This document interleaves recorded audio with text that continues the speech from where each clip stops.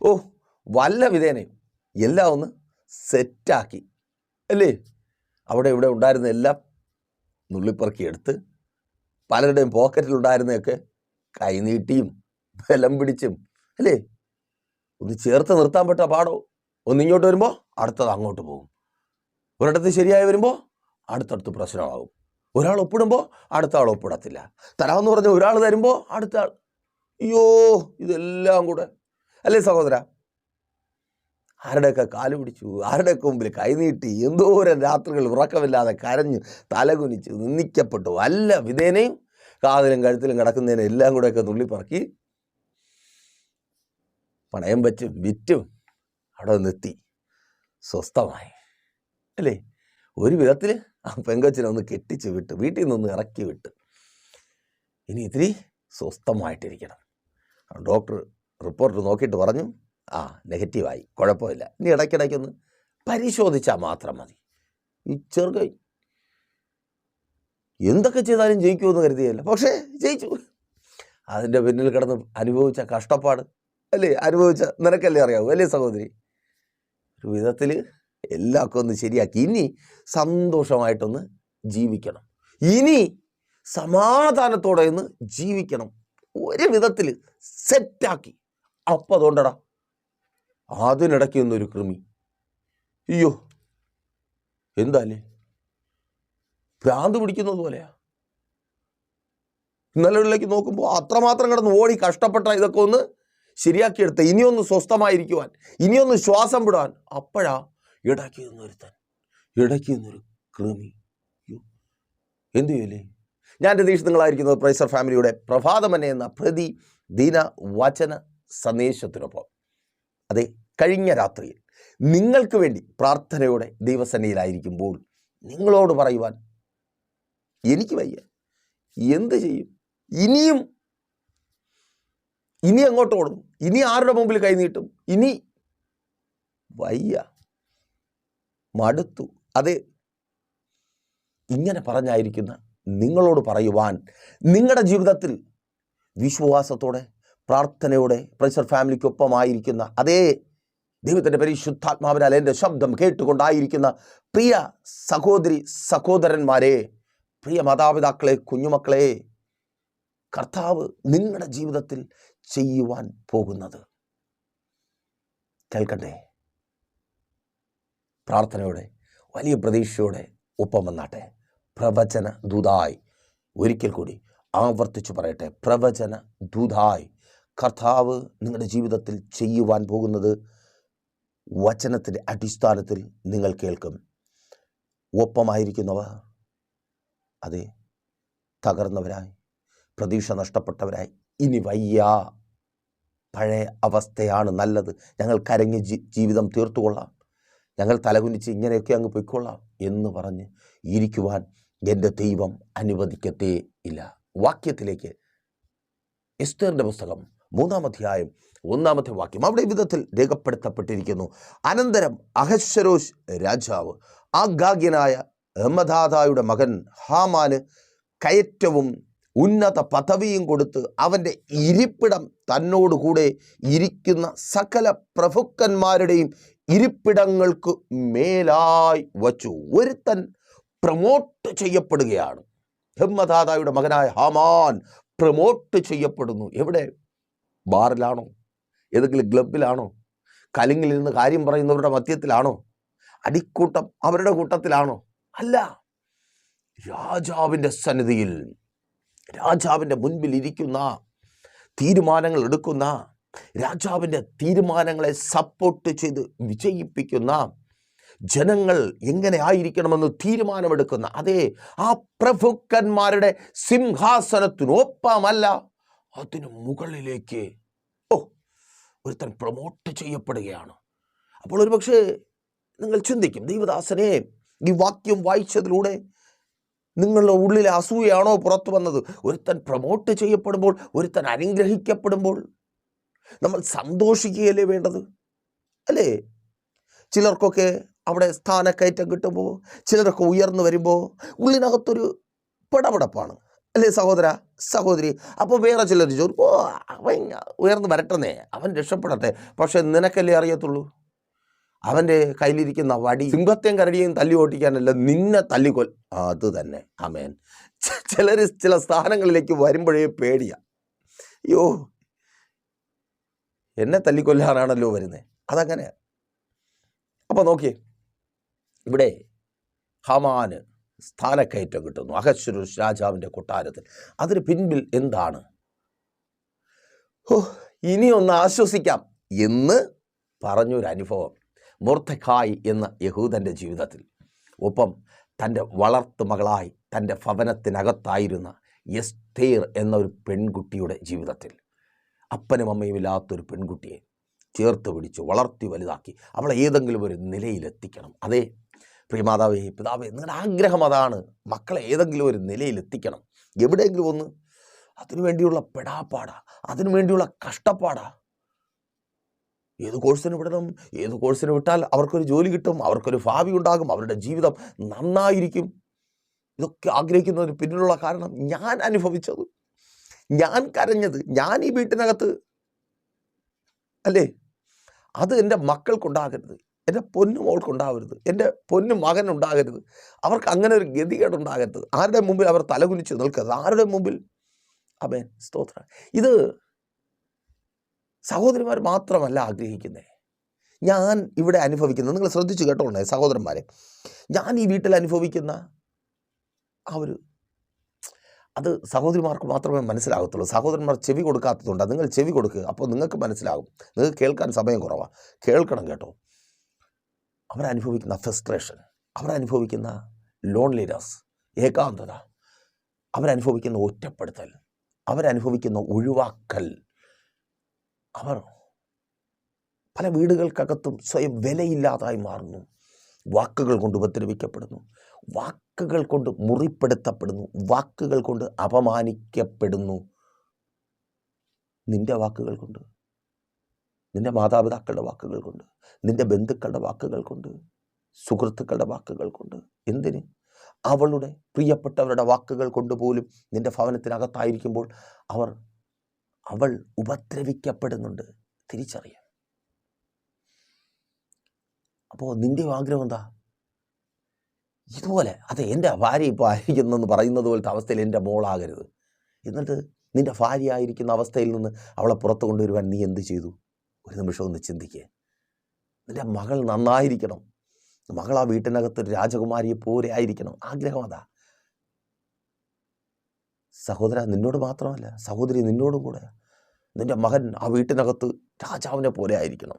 നിൻ്റെ മകൻ്റെ വാക്കുകൾക്ക് വിലയുണ്ടാകണം. അവൻ അവിടെ ഒരു വാക്ക് കൊണ്ട് പോലും അപമാനിക്കപ്പെടരുത്, അവനൊരു വിലയില്ലാത്തവനായി തീരരുത്.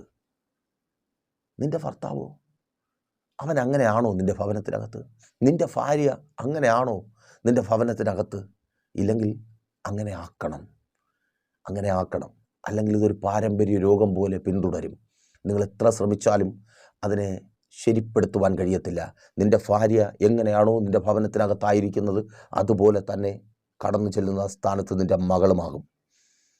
നിൻ്റെ ഭർത്താവ് എങ്ങനെയാണോ നിൻ്റെ ഭവനത്തിനകത്തായിരിക്കുന്നത്, അതുപോലെ നിൻ്റെ മകനും കടന്നു ചെല്ലുന്ന സ്ഥാനത്ത് ആയിത്തീരും. കാരണം അവരെ ഒതുക്കി വയ്ക്കുന്നത്, അതെ, അവരെ ഞെരുക്കുന്നത്, അവരെ നിരാശപ്പെടുത്തുന്നത്, അவ்விധത്തിലുള്ള സാഹചര്യത്തെ ഒരുക്കുന്നൊരു പിശാച്, ഒരു പൈശാചിക മണ്ഡലം നിൻ്റെ ഭവനത്തിനകത്ത് വർക്ക് ചെയ്യുന്നുണ്ട്. തിരിച്ചറിഞ്ഞ് ആദ്യം പ്രാർത്ഥിച്ച് അതിനെ തകർക്ക്. ആമേൻ. തകർക്കുവാൻ തയ്യാറാണോ? പ്രേക്ഷ ഫാമിലി നിനക്കൊപ്പമുണ്ട്. അതെ, ആ ബന്ധനം വഴിയും. ആമേൻ. ആദ്യം ഇവിടെ അതിനെ തകർക്ക്, എന്നിട്ട് അവരെ അങ്ങോട്ട് പറഞ്ഞുവിടും. അപ്പോൾ ആഗ്രഹം അതാണ്, അവിടെ പോയി സന്തോഷമായിട്ട് അവർ ജീവിക്കണം, രാജകുമാരിയെ പോലെ അവൾ ജീവിക്കണം. അവൻ അവിടെ രാജാവിനെ അതിനുവേണ്ടി ചെയ്യാൻ പറ്റുന്നതെല്ലാം ചെയ്ത് ഒരു വിധത്തിൽ കെട്ടിച്ച് വിട്ടു. ഒന്ന് സ്വസ്ഥമായി. കുറേ കടങ്ങളൊക്കെ ഉണ്ട്, അതൊക്കെ തീത്തങ്ങ് ജീവിച്ചാൽ മതി. അപ്പോൾ വേണ്ട അവിടെ നിന്ന് ഫോണും, എൻ്റെ അമ്മോ എനിക്കിവിടെ കിടക്കാൻ പറ്റില്ല, ഈ വീട്ടിൽ എനിക്ക് താമസിക്കാൻ പറ്റും. അയ്യോ, ഉടനെ ഭർത്താവിൻ്റെ കൂടെ പറയുക. ഭർത്താവ് പറയാം, എടി പേടിക്കണ്ട, നീ പണ്ട് ഇങ്ങനെ ആയിരുന്നില്ലേ, 2 ദിവസം കഴിയുമ്പോൾ ശരിയാവും, അവളങ്ങ് അഡ്ജസ്റ്റ് ചെയ്തോളൂ. അഡ്ജസ്റ്റ്മെൻ്റ് എന്ന വാക്ക് കേൾക്കുമ്പോൾ തന്നെ അയ്യോ സഹോദരി പെരുത്ത് കയറുക. എൻ്റെ ദൈവമേ, ഇത് പറയാൻ എളുപ്പമാണ് അഡ്ജസ്റ്റ്മെൻ്റ് എന്ന്. വർഷങ്ങൾ കൊണ്ട് അഡ്ജസ്റ്റ് ചെയ്ത് എൻ്റെ കുഞ്ഞിൻ്റെ ഗതി ഇതാണോ? ഇങ്ങനെ നെഞ്ചത്തടിച്ച് വിളിച്ച് ഭാരപ്പെട്ടിരിക്കുമ്പോൾ വാരിക്കെട്ടി വരിക. എനിക്കവിടെ താമസിക്കാൻ പറ്റത്തില്ല, എനിക്ക് ആ വീട്ടിൽ അവളോടൊപ്പം എനിക്ക് ജീവിക്കാൻ പറ്റത്തില്ല, ഞാൻ എവിടെയെങ്കിലും പോയി ജീവിച്ചോളാം, അല്ലെങ്കിൽ നിങ്ങൾ എതിർത്തുന്നാൽ ഞാൻ എങ്ങോട്ടെങ്കിലും പോയി കളയും. ആമേൻ. തീർന്നു. ഒരവസ്ഥ ഒന്ന് ചിന്തിച്ച് നോക്കിയേ. സന്തോഷമായിട്ടിരിക്കാൻ കുഞ്ഞുങ്ങൾക്കുള്ള പേര് വരെ കണ്ടുവച്ചുകൊണ്ടിരിക്കുക. പേരക്കുട്ടികൾക്കുള്ള കളിപ്പിക്കണം, കൊണ്ടുപോകണം, പേരിടണം.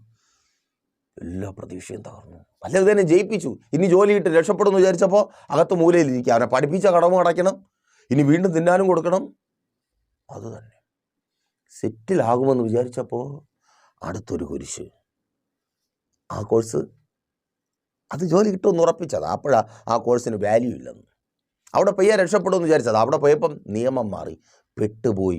പ്രതീക്ഷിക്കാത്തൊരു പ്രശ്നം. അതെ, നിൻ്റെ തലമുറയുടെ ജീവിതത്തിൽ, നിൻ്റെ മക്കളുടെ ജീവിതത്തിൽ കേൾക്ക്. ആ പ്രശ്നത്തിനകത്ത് അവരും നീയും തകർന്നു പോകുവാൻ എൻ്റെ ദൈവം അനുവദിക്കത്തില്ല.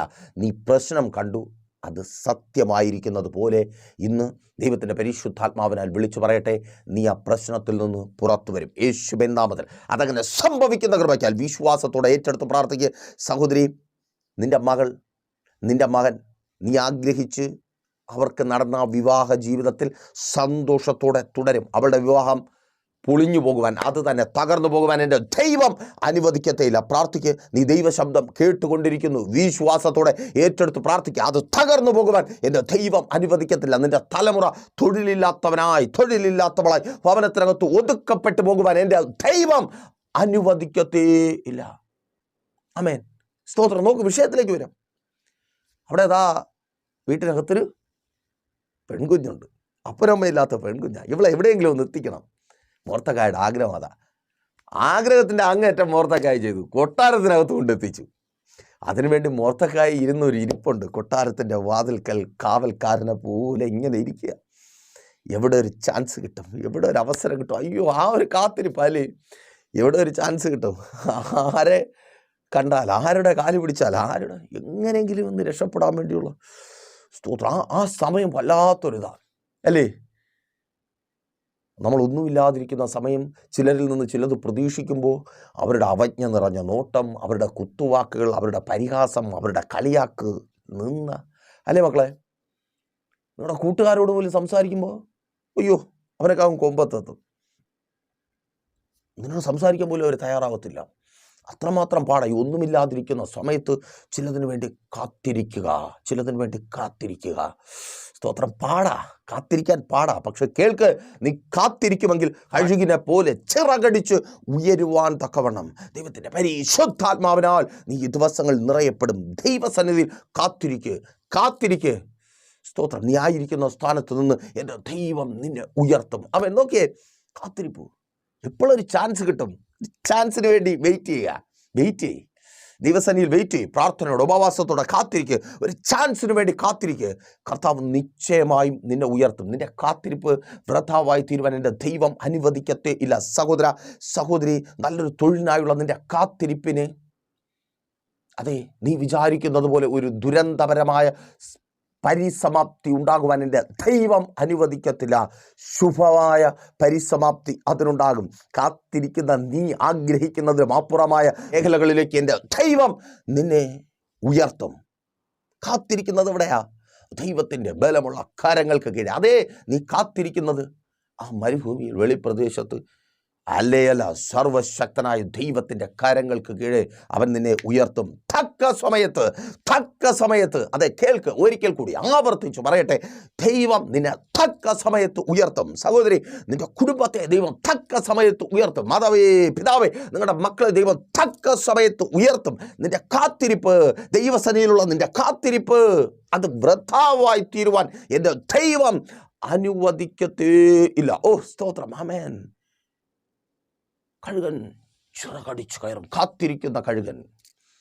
നിങ്ങളത് കേട്ടിട്ടുണ്ടായിരിക്കും. എങ്കിലും ഇവിടെ അത് അവശ്യമായതുകൊണ്ട് നിങ്ങളുമായി പങ്കുവെച്ചു പോകുവാൻ കർത്താവിൽ ശരണപ്പെടുന്നു. എപ്പോഴാണ് കഴുകൻ കാത്തിരിക്കുന്നത്? ഒരു സമയമാകുമ്പോൾ കഴുകൻ്റെ തൂവലുകളിൽ അഴുക്ക് നിറയും. അഴുക്ക് നിറയുമ്പോൾ പഴയതുപോലെ ഫ്രീ ആയി പറക്കുവാൻ കഴിയത്തില്ല. ചിറകിന് ഭാരം കൂടും, പറക്കുവാൻ ബുദ്ധിമുട്ടാകും. കാലുകളിലെ നഖം വളഞ്ഞ്, അതേ മൂർച്ചയുള്ള നഖം, കത്തി പോലെ ഷാർപ്പായ നഖം വളഞ്ഞ് ഉപയോഗശൂന്യമായി മാറും, ഉപയോഗിക്കുവാൻ കഴിയാതെയായി മാറും. എന്തിന്? ഒരു മരക്കൊമ്പിൽ ഇരിക്കുവാൻ പോലും കഴിയാത്ത സാഹചര്യത്തിൽ അതിൻ്റെ കാലിലെ നഖങ്ങളായി മാറും. അതിൻ്റെ കൊക്ക്, ചുണ്ട് അത് വളഞ്ഞിട്ട് മാംസഭാഗങ്ങളെ കൊത്തിപ്പറിച്ചെടുക്കുവാൻ കഴിയാത്തതായ ഒരു കത്തി പോലെ മൂർച്ചയുള്ള ഷാർപ്പായ കൊക്കുകൾ ഉപയോഗമില്ലാത്തതായി തീരും. അപ്പോൾ കഴുകന് മനസ്സിലാകും, മുഖത്തെ തൂവലുകൾ കണ്ണിന് മീതെ മറയും. അപ്പോൾ മുഖത്തെ തൂവലുകൾ, ചെറിയ തൂവലുകൾ കണ്ണിന് മീതെ വളരും. കാഴ്ച നഷ്ടപ്പെട്ടു തുടങ്ങും. കാണേണ്ട പലതും കാണുവാൻ കഴിയാതെയാകും, അല്ലേ? അപ്പോൾ കഴുകന് മനസ്സിലാകും, ഇങ്ങനെ പോയി കഴിഞ്ഞാൽ ഞാൻ വല്ല പാമ്പിൻ്റെയും ഇരയായിത്തീരും. അപ്പോൾ കഴുകൻ എന്തു ചെയ്യും? ഉയർന്ന പാറകളുടെ മുകളിൽ പോയിരിക്കും. എന്നിട്ട് തൻ്റെ വളഞ്ഞ കൊക്കുകൊണ്ട്, ഒന്നും കൊത്തിപ്പറിക്കുവാൻ കഴിയാത്ത കൊക്കുകൊണ്ട് വളരെ കഷ്ടപ്പെട്ട് തൻ്റെ ശരീരത്തിലെ തൂവലുകളെ മുഴുവൻ കൊത്തിപ്പറിച്ച് കളയും. എന്നിട്ട് മുടി വലിച്ച് പിഴുതു നോക്ക്. സഹോദരിമാർക്ക് അറിയാമല്ലോ. ആമേൻ. എല്ലാവരും പറയുന്നേ, അവൾ പുരികം ത്രട്ടി ചെയ്യുന്നു, അവൾ ഇങ്ങനെ ചെയ്യുന്നു, അങ്ങനെ ചെയ്യുന്നു. അയ്യോ പാവം, നിങ്ങൾ അനുഭവിക്കുന്ന വേദന നിങ്ങൾക്കില്ല അറിയത്തുള്ളൂ, അല്ലേ? ഒന്ന് വലിച്ചു പിഴുതു നോക്കണം. എൻ്റെ മോനെ ഇടയ്ക്കിരുന്നിട്ട് ഒന്ന് വലിച്ചു പിഴുതു. അതുവരെ ഞാൻ വിചാരിച്ചു ഇതൊക്കെ ഈസി പരിപാടിയായിരിക്കുമെന്ന്. അവർക്കറിയത്തില്ലല്ലോ. ഇത്ര പാടുപെടുന്നത് എന്താണെന്ന് ചോദിച്ചാൽ നിങ്ങൾക്കും അറിയത്തില്ല. അതുപോട്ടെ.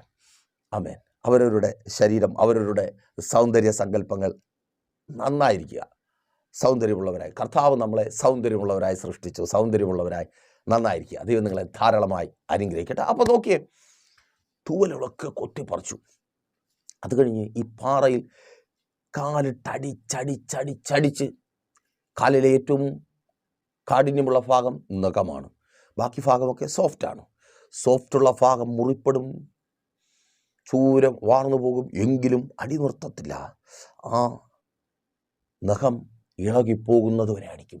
അവസാനം തൻ്റെ മുഖം പാറമേൽ ഉരച്ച് കണ്ണിന് മുകളിലുള്ള ചെറിയ തൂവലുകളെ കളയും. പിന്നെ പാറമേൽ കൊത്തി കൊക്കിനെയും ഇളക്കിക്കളയും, ചുണ്ടിനെയും ഇളക്കിക്കളയും. ഇങ്ങനെ ഒരു മാംസപിണ്ഡമായി ഒരു ബ്രോയിലർ ചിക്കൻ ഡ്രസ്സ് ചെയ്തെടുക്കുന്നത് പോലെ പാറപ്പുറത്ത് അങ്ങനെ ഇരിക്കും.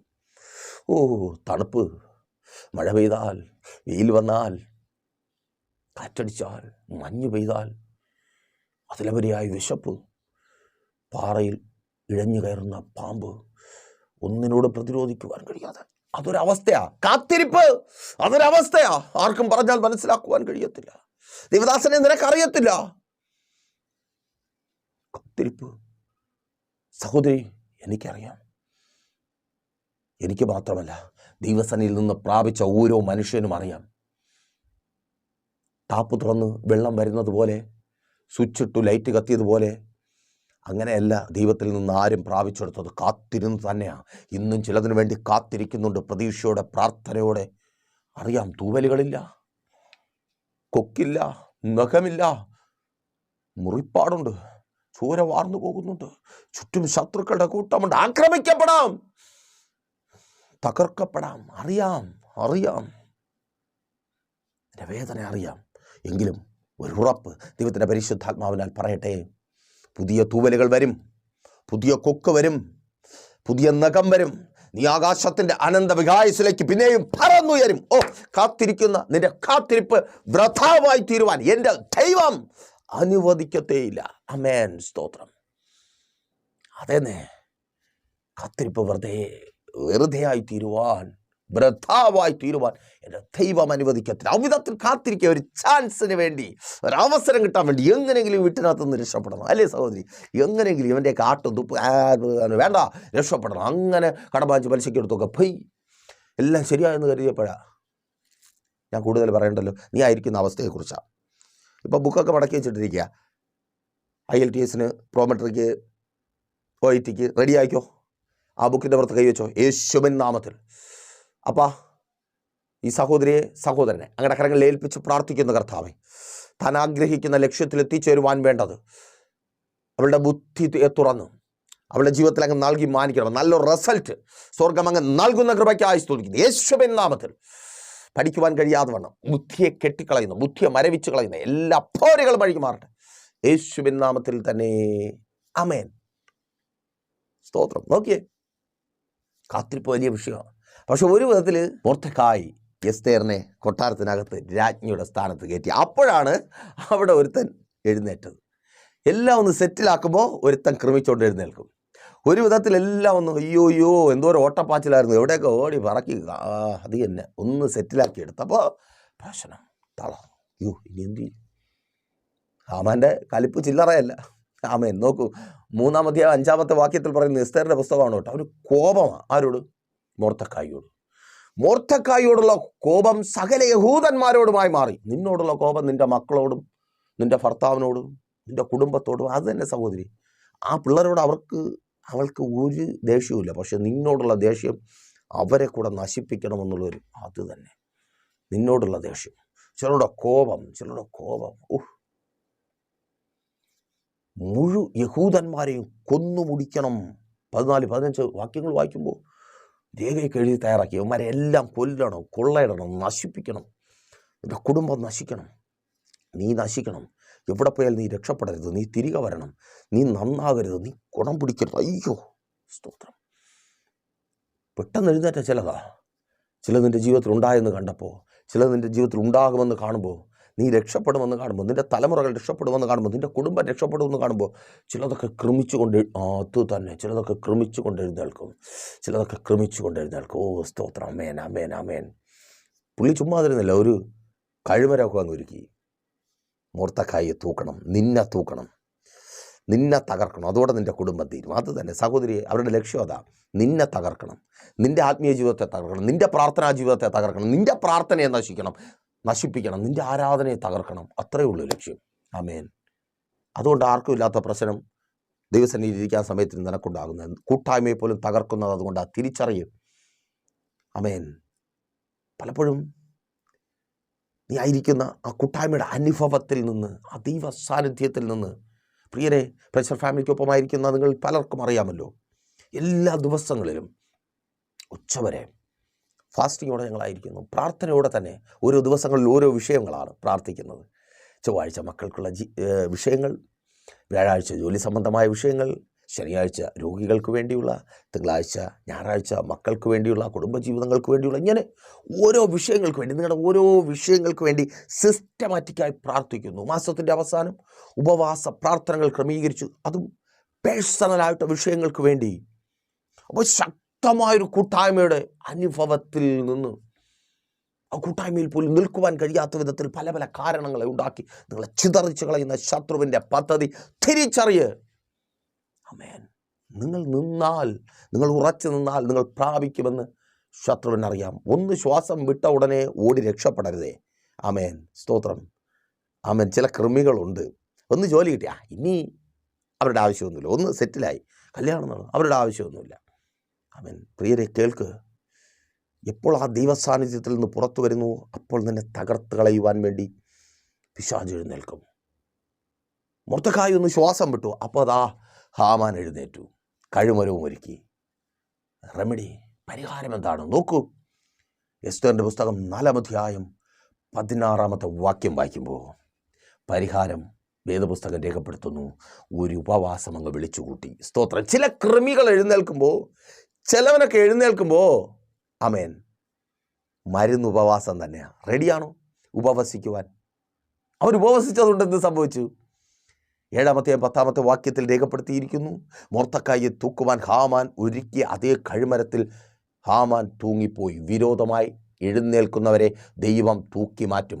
പ്രാർത്ഥിക്കുവാൻ ഉപവസിക്കുവാൻ, ഇന്ന് പ്രാർത്ഥിക്കുവാൻ ഉപവസിക്കുവാൻ തീരുമാനമെടുത്തായിരിക്കുന്ന സഹോദര സഹോദരി, ഈ പ്രാർത്ഥനയുടെ ഉപവാസത്തിൻ്റെ മധ്യത്തിൽ നിനക്ക് വിരോധമായി എഴുന്നേൽക്കുന്ന ചിലതിനെ ദൈവം തൂക്കി മാറ്റും. ഓ താങ്ക് യു ലോർഡ്. ആ തൊഴിലിടത്തിൽ നിന്ന് ദൈവം തൂക്കി മാറ്റും. നിൻ്റെ കുടുംബത്തിനകത്ത് നിന്ന് ദൈവം ചിലതിനെ തൂക്കി മാറ്റും. നിൻ്റെ മക്കളുടെ ജീവിതത്തിൽ നിന്ന് ദൈവം ചിലതിനെ തൂക്കി മാറ്റും. നിൻ്റെ ശുശ്രൂഷയിൽ നിന്ന് ദൈവം ചിലതിനെ തൂക്കി മാറ്റും. ഓ യെസ്, യേശുവിൻ നാമത്തിൽ തിരിച്ചറിയുന്നവർക്കായി ഞാൻ ദൈവത്തെ സ്തുതിക്കുന്നു. ചിലതിനെ കർത്താവ് തൂക്കി മാറ്റുക. നിൻ്റെ ബിസിനസ് മേഖലയിൽ നിന്ന്, നിൻ്റെ ആത്മീയ ജീവിതത്തിൽ നിന്ന് ചിലതിനെ കർത്താവ് തൂക്കി മാറ്റുക. അവർ നിനക്കൊരുക്കിയ അതേ ആ പദ്ധതികളിലൂടെ തന്നെ. അപ്പോൾ ഉപവസിക്കുവാൻ റെഡിയാണോ? അപ്പോൾ സംശയം വരും, ദൈവദാസനെ എങ്ങനെ, ഞങ്ങൾ ഇവിടെ ആയിരിക്കുന്നു, ഇവിടുത്തെ സാഹചര്യം അറിയാമല്ലോ, ഇവിടെ ഒന്നും ഉപവസിക്കാൻ പറ്റത്തില്ല. നിങ്ങൾ കേട്ടിട്ടുള്ളതും അറിഞ്ഞിട്ടുള്ളതും പോലെ ഉപവസിക്കുവാൻ പറ്റത്തില്ല. പക്ഷെ കാലം മാറുന്നു, ദൈവിക പരിജ്ഞാനം അധികമായി മാറുന്നു, പരിശുദ്ധാത്മാവ് നമ്മെ കൂടുതലായി ശക്തിപ്പെടുത്തുന്നു, വഴി നടത്തുന്നു. നിങ്ങൾ ഏത് സാഹചര്യത്തിൽ എവിടെയായിരുന്നാലും നിങ്ങൾക്ക് പ്രൈസർ ഫാമിലിക്കൊപ്പം ഉപവസിക്കുവാനായിട്ട് കഴിയും. നിങ്ങൾക്കൊപ്പം ചേർന്ന് ഉപവസിക്കുവാൻ ഞങ്ങൾ റെഡിയായിരിക്കുന്നു.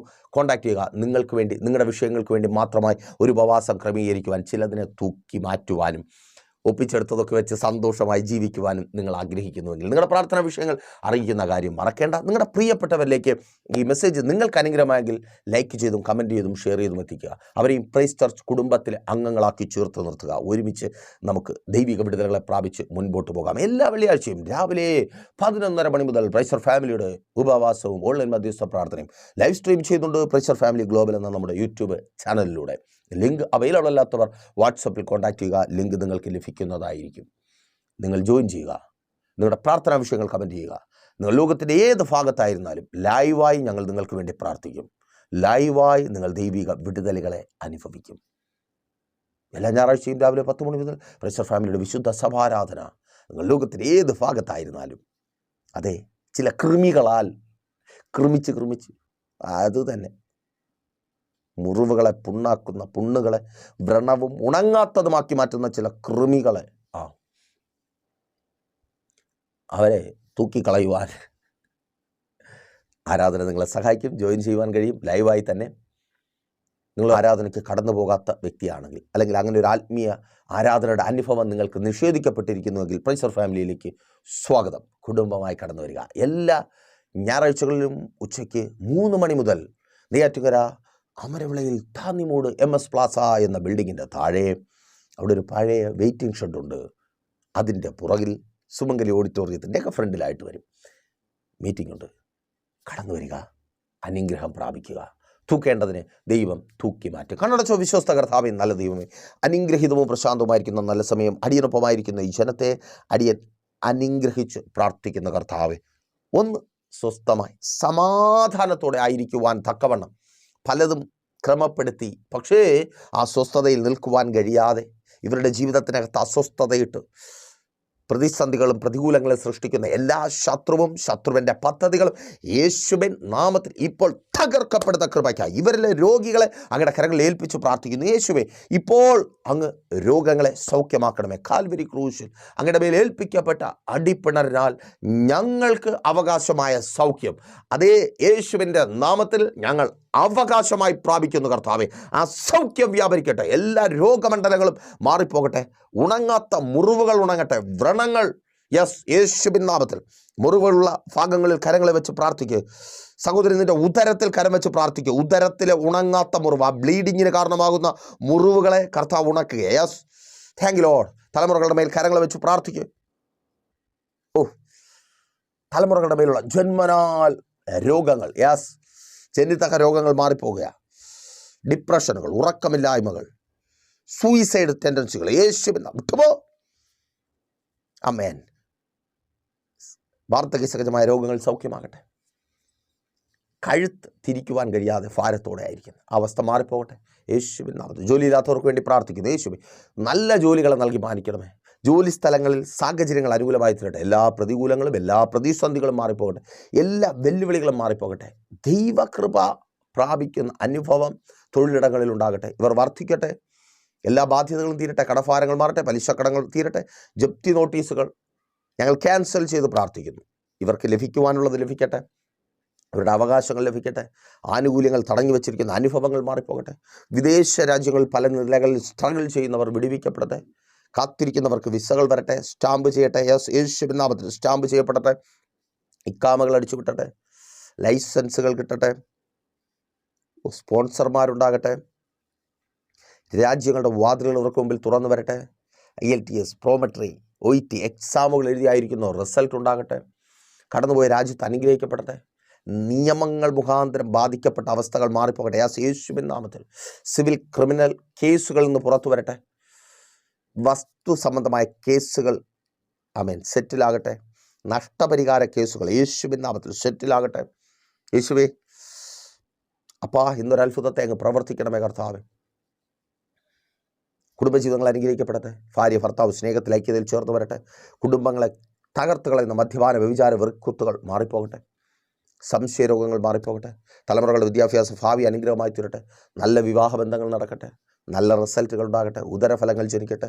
മനോഹരമായ ഭവനങ്ങൾ പണിയട്ടെ. ഒരു നിമിഷം നിങ്ങൾ ആഗ്രഹിക്കുന്ന ആ ഭവനത്തെ നിങ്ങളുടെ ഉള്ളിൽ ഒന്ന് കണ്ട് ആ ഭവനത്തെ കർത്താവ് തരുവാൻ പോകുക യേശുവിൻ നാമത്തിൽ. അതങ്ങനെ സംഭവിക്കുന്ന കൃപയ്ക്ക് ആ വാഹനം നീ വാങ്ങുവാൻ പോകുക. വസ്തുക്കൾ, അപ്പോൾ ആ വസ്തുക്കൾ നൽകിയവരെ അങ്ങ് അനുഗ്രഹിക്കണമേ.